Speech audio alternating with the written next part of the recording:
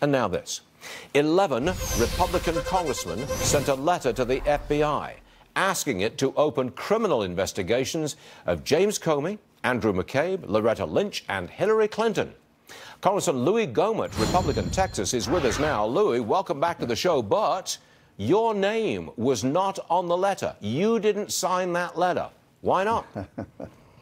Well, thanks for noticing, but I read the letter and considered signing on, but we had sent a previous letter that Goodlatte had authored, and we were asking about most of these same things, and the Attorney General's response was, these are things that are being looked at by the U.S. Attorney. They're within Huber's reach, and also if the Inspector General's report comes back with matters needing to be prosecuted, then they will impanel a grand jury and get after it. So the reason I didn't sign on, I'm waiting to see what the Inspector General's report says, and we will see what happens from there. But now the reason I have been demanding a second special counsel since May of last year is because Mueller needs investigating, and this was one of the things that isn't in the letter.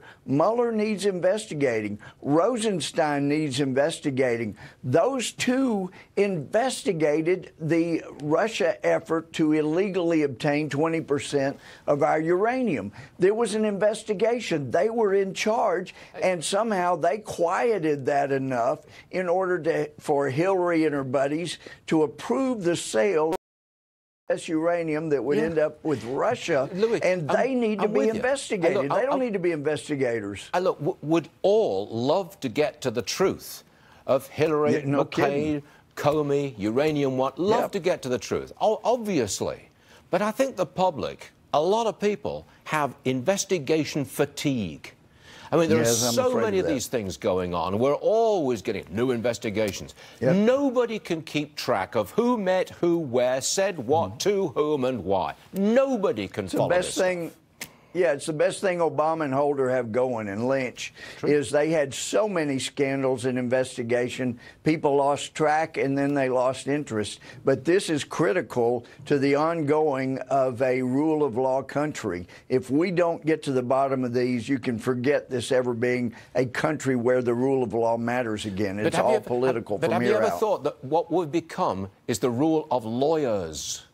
They rule our lives right now. I know you're a former lawyer, you're a former judge, but you know what I mean? There's a lot of that around. Lawyer fatigue, legalism fatigue, investigation fatigue. Come on, let's move on.